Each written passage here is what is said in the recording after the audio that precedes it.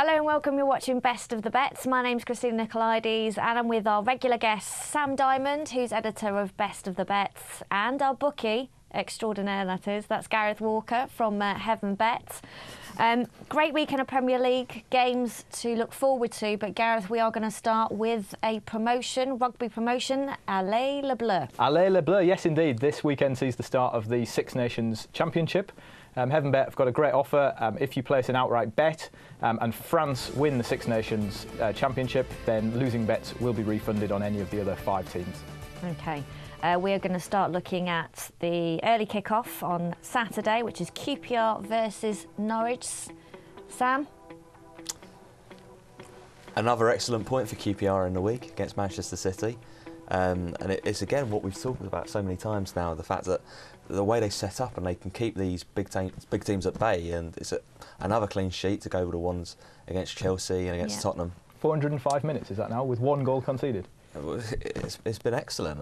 But the thing with QPR is 0-0 draws now aren't going to keep them up. They're going to have to start. Bottom. They're still bottom. They're going to have to start winning games. And this game against Norwich now on Saturday is huge in terms of their survival aspirations. I have a feeling Norwich can go here and upset QPR, because QPR are going to have to come out with a different game plan. They can't just sort of be so defensive-minded. They're going to have to go for it, and they've really struggled against the teams at the bottom this season. If you look at the prices, QPR are 1.95. They're odds-on to win a game. They're rock bottom of the league. For all their defensive improvement, they haven't been winning games, and they're 1.95 to win at home. 3.5 for the draw. Norwich are 4.1. I guess Norwich, it's a great time to play Norwich. They've had a tough run of fixtures, but they haven't done well. If QPR can start scoring some goals, this is their chance.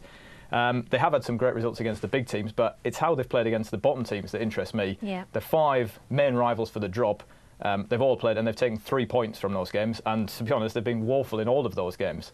So I certainly wouldn't be trusting QPR at odds-on. Norwich, I mean, 4.1's big. I know Sam's keen on that. I'll start off with a nice bit of sitting on the fence and go for a draw at 3.5 in this one. Could well be 0-0, in fact.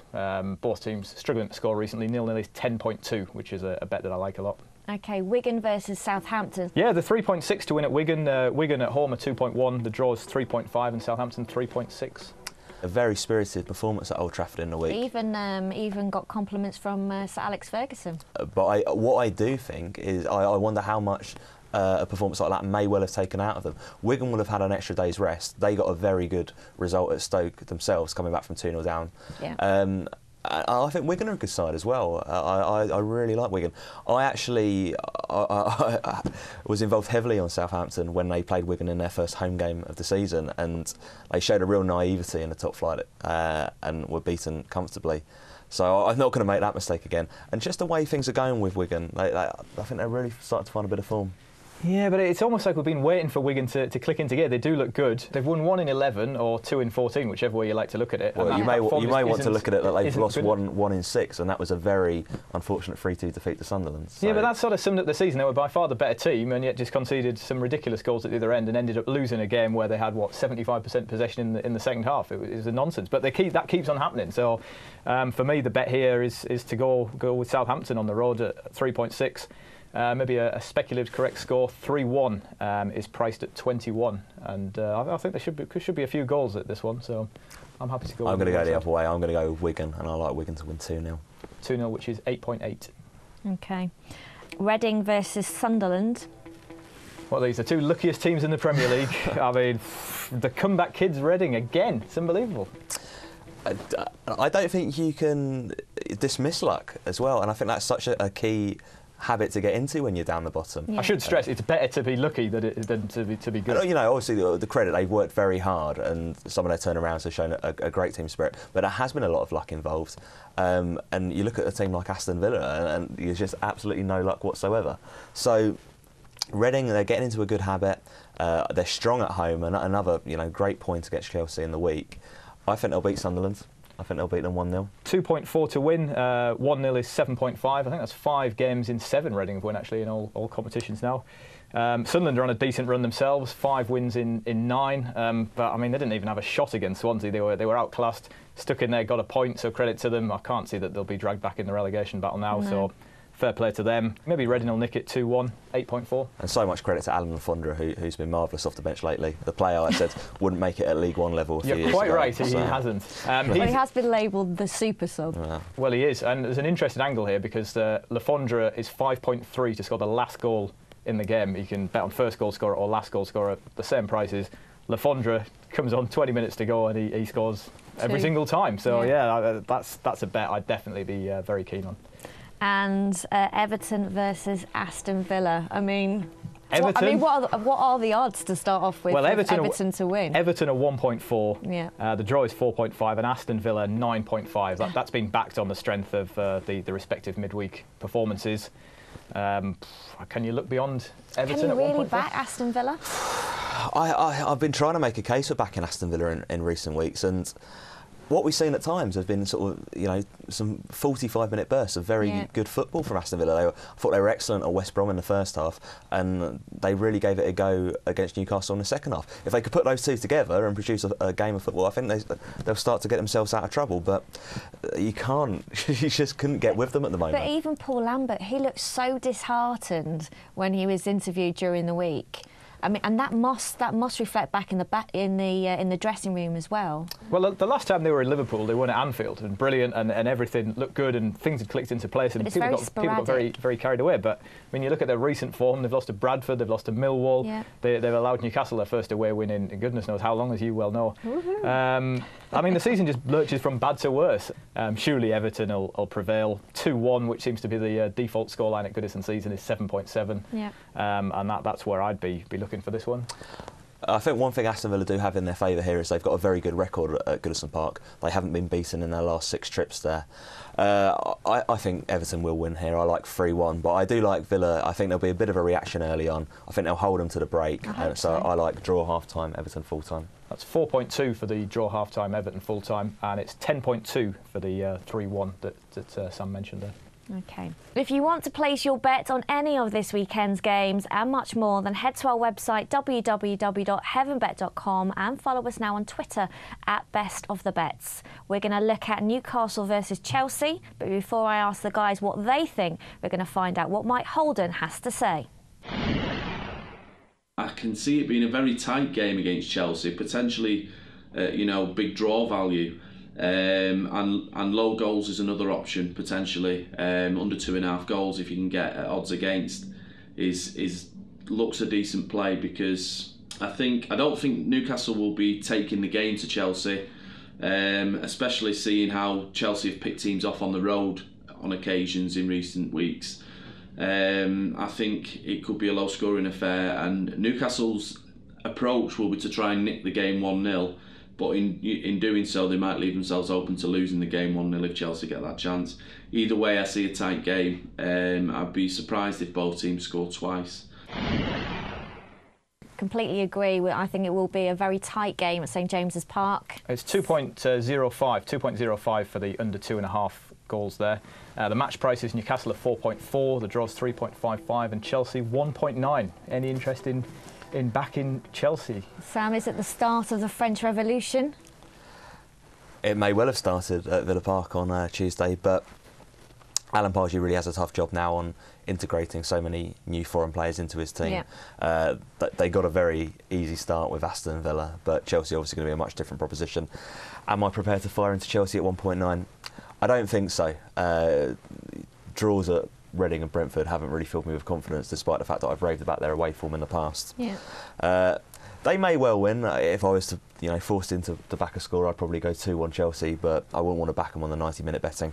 Instead, if I'm going to have a bet, I'm going to look at Demba Ba returning to Newcastle. What a story that would be, of course. It would be. Will he celebrate?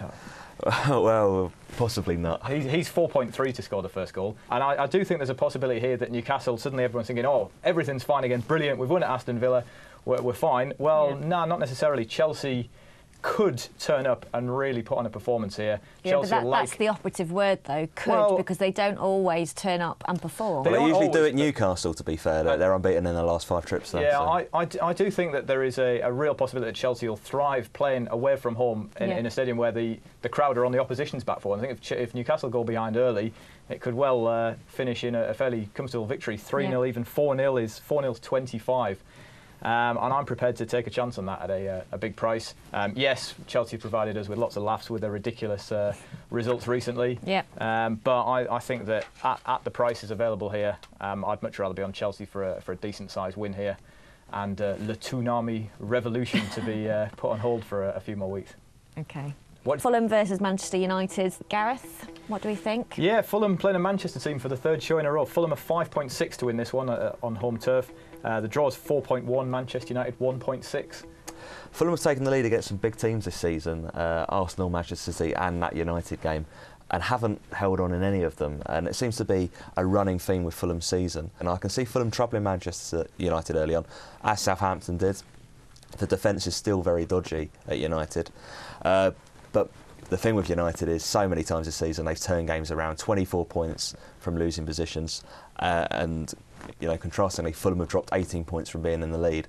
So I like a turnaround this weekend. It's not often a bet I go for, but if you can get some big prices about Fulham half-time, Manchester United full-time, I'd have a little dabble there. Yeah, it's priced at 20, so it makes sense. If you look at the evidence there, it's great. I mean, I've been looking to take on Manchester United so many times this season. It sounded like a bit of a broken record, but they didn't convince again against Southampton. But yet again, you have to recognise the fact that they got the result and they got the job done, got the 3 points. Yeah. I think the player with the last 3 games we've discussed have been odds-on favourites that I like. If you put Everton, Chelsea, and Manchester United together in a treble, you're getting 4 for your money basically. So I'd be not so keen on just the single Manchester United to win at Fulham at 1.6, but really nice bet there for the 3 big teams there, Everton, Chelsea, Manchester United, all to win. Pays 4, which is a bet that looks very good. Arsenal versus Stoke. Yeah, Arsenal 1.4, the draw 4.5, Stoke 8.5. I mean, Arsenal remain unconvincing to me. Fantastic for 20 minutes against Liverpool, but... Well, they came back, didn't they, to take the game 2-2? Yeah, but that defence, I mean, what's going on? I've seen it's an insult to Sunday League teams to say it's Sunday League defending. As far as these two are concerned, I'm still having nightmares from the 0-0 board draw that they served up earlier in the season, and I think this will be another sort of quite dull game. Arsenal have had trouble breaking down some defensive teams at the Emirates this season, Swansea, QPR, Sunderland, so I can see this being goalless for a long time. But the thing with Arsenal is they've scored 18 goals in the last 10 minutes of games in all competitions this season, so they show a certain amount of sort of defiance just towards the end there. I'm going to go for most goals to be scored in the second half here. It's odds against actually 2.05, and yeah, Arsenal do tire teams out. They do have all this attacking creativity, but I think we'll find it tough. 1-1 I like here, which is 8.3. Stoke, not great over the Christmas and New Year period, but real solid performance against Manchester City in the Cup last week. So I think there could be a frustrating afternoon in store at the Emirates for Arsenal fans. OK, and now we're going to move on to West Ham versus Swansea. Yeah, 2.3 for West Ham, who must be low on confidence after having a disaster of losing to Fulham. Draw 3.4, Swansea 3.2. Swansea drew against Sunderland. 0-0 specialists now, Swansea, I think. It was, the fourth time in 5 games that they failed to score, and Swansea's attention are now going to be on that Capital One Cup. It's just 3 weeks away. I'm very certain that this game will end 1-0 to West Ham United. Which is 7. Highlight the obvious, really. If Swansea are having all these goalless draws, then another one is a fair possibility, and it's priced at 10. I think that's a great price. OK, best bet for Saturday, Gareth? I like Southampton at 3.6. I think they're looking the part. Unlucky at Old Trafford in the week. Wigan not convincing me, and I think 3.6 is a very nice price. I'm going to go Reading to beat Sunderland at 2.4. Hopefully their good luck can rub off on me. OK, and I'm going to go for Fulham, Manchester United, Fulham half-time, Man United full-time. Following in the editor extraordinaire, Sam Dymond. Good tactics. It's 20 for that bet. That's all we've got time for Saturday. Remember, for you to place your bets, it's www.heavenbet.com, and you can now follow us on Twitter at Best of the Bets. Join us after the break, where we look at Sunday's games and the European action.